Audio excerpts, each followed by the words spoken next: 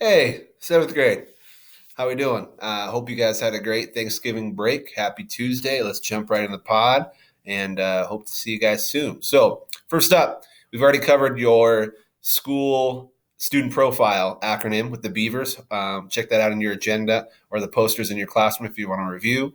That tells us what kind of student we want you to become. That's our school mission statement, is to create hashtag future ready students. Probably more important for you is to remember the WTMS core value acronym.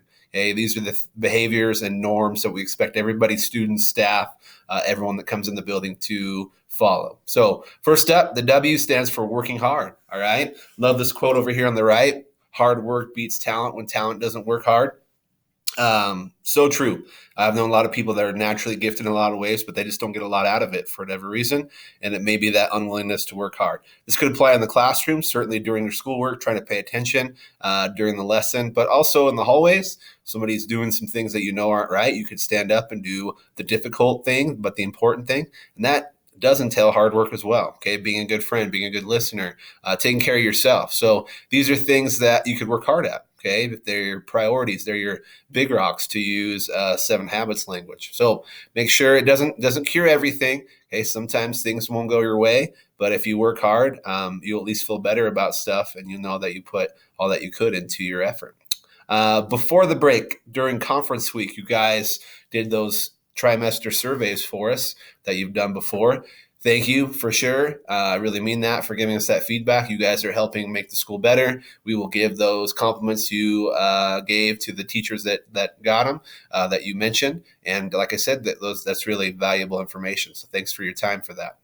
Speaking of valuable, one day before the break, I was just kind of thinking about Chromebooks and the time many years ago, back when dinosaurs roamed the earth when I was in school. And, if we wanted to learn some information, encyclopedias, all these things, that was fine, but it's all right here at the click of a finger for you. And so there's so many things that you can do with these tools here at school and at home. I just hope they're not just a game playing tool or just a wasting time tool. Okay. Certainly there's a time for a break, but use them for the valuable learning resource that they are, and bring them to school charge, please. All right. We know this Chromebook thing's new, but I think we're slowly getting the hang of it, and we appreciate your help with that. So we are on unit 2 of our second step social emotional program that you guys are doing this year as seventh graders.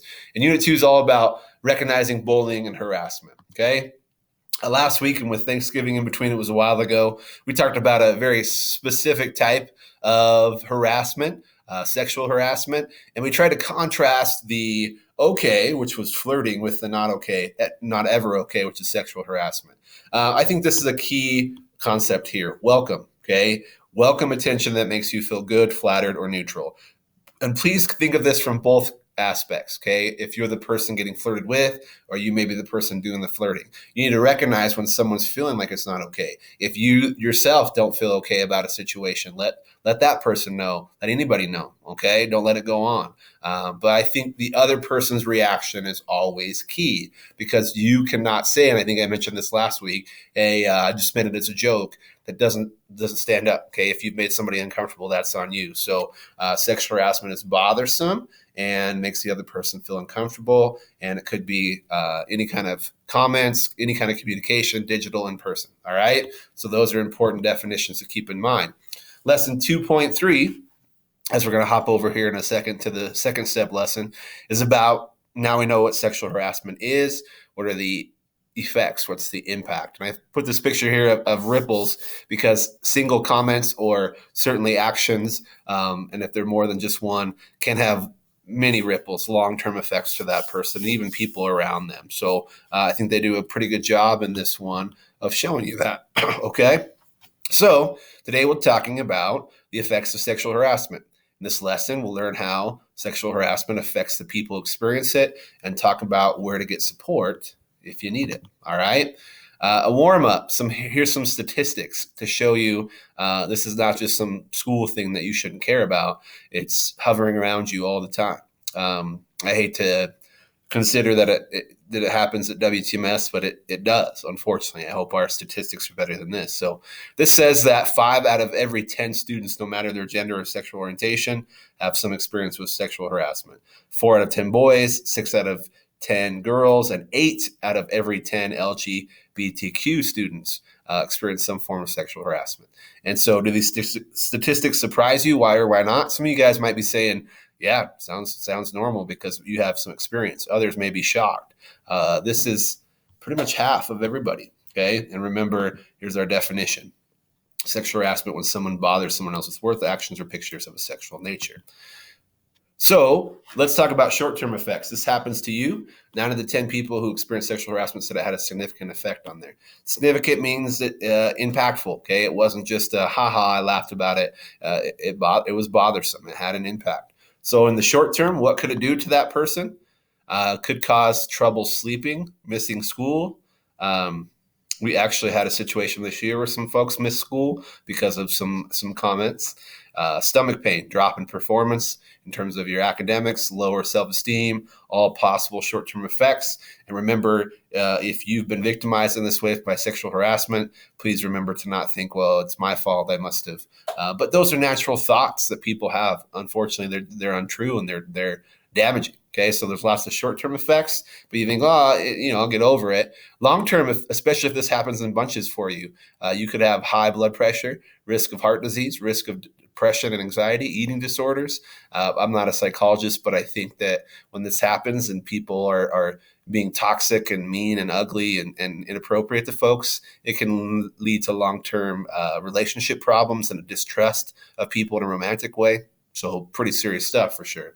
This video talks about some things that may have happened and the impact that they have. Has some real kids. I'd love to get rid of my face as we do this. Maybe I'll step out of the shot, but I can't remember how to do it. So really short video, just talking about the effects we just mentioned.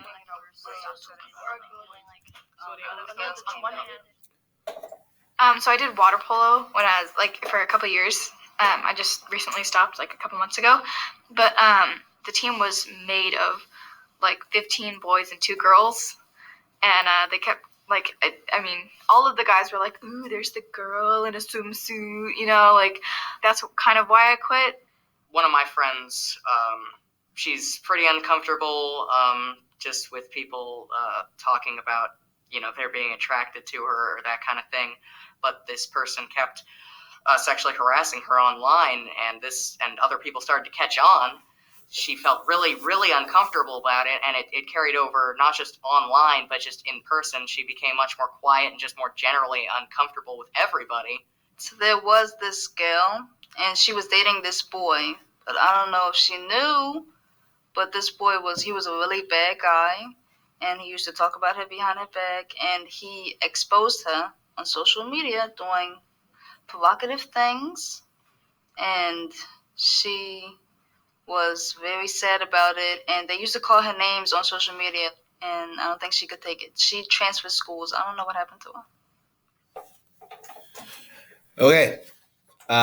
So I wish I was in person, but to talk to you about some of these things. What were some of the effects of sexual harassment that the students in the video talked about? Maybe you're shouting out answers right now. I don't know. The ones I remember is that there was a student that eventually transferred schools because especially when it involves some social media, it's not just always a one-to-one interaction. Sexual harassment can have multiple people involved for sure. And social media is an ugly place, and people write terrible comments and for some reason don't think about the impact. It's kind of hiding behind a screen and is for cowards for sure. But we also learned about a girl who kind of had some of those trust issues that I talked about, that she was kind of withdrawn. We had the girl who had to quit the swim team. So these are things that, they're not nothing. Okay. They're very serious. And so let's jump to the discussion. They just have a couple of discussion questions. So it says, in terms of reporting sexual harassment, if we have 5 out of 10 people experience it, and then if you take those statistics further, only 1 of the 10 who have experienced sexual harassment reported to an adult at school. Why do you think that is? Answers? Can't hear you. We should just do one of these on Zoom sometimes. That would be an adventure with all 125 7th graders. I don't know. Okay. There's some stigma there. Okay. It's embarrassing to talk to adults about stuff like that. But as a student, I hope you guys realize, but when you say you go from like wants to needs, when you need to talk to somebody about something, it's not about comfort level anymore. It needs to get done. Okay. If you feel like you really need it, now there might be a friend that could help you with that. But so many times as principal, people will tell me about stuff and they may be mad that it has occurred and they'll, how come you didn't do anything about it? We notice some stuff as teachers, certainly, and school staff, but when we can't help you with the problem, we can't help you with it if we just don't know anything about it. We don't see it and no one tells us. So it may just be the stigma. Maybe you don't know who to talk to. I don't know what the reasons could be. Maybe you feel like there'll be repercussions, kind of the whole snitch thing, which I hate that stupid word because we're not in prison, we're in middle school. Okay? And those, I get those fears, but I hope in my school it's not 1 in 10 that report. I hope we have higher numbers than that. Please, please tell us if we can help. Who can you report to? At school, it gives you all these options. What I would tell you, counselor, teacher, admin, we have those. We have an SRO, but whoever you feel comfortable with. It could be me. It could be Mrs. Bollinger. It could be your homeroom teacher. It could be somebody in the kitchen who's really nice to you. The person you know the best. There's no wrong person to talk to. Whoever you feel most comfortable. And there's times where I know it's been me. I know it's been Mrs. Bollinger. And who do you trust? Okay, and you should be able to trust anybody here. So I don't want, if you think, oh, there's nobody, we all want what's best for you, and we're not going to do anything with that information to make you feel uncomfortable or try to make it stop and help you through it. That's all. Okay. What about out of school?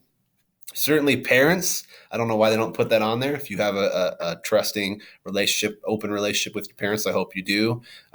If you had your phone close by, if you wanted to write that in your agenda, that would be good. There's a website to go to. Okay, with a problem as prevalent and potentially damaging as this, sexual harassment, there's plenty of people online or with that phone number to talk to if you can't think of somebody at school. All right.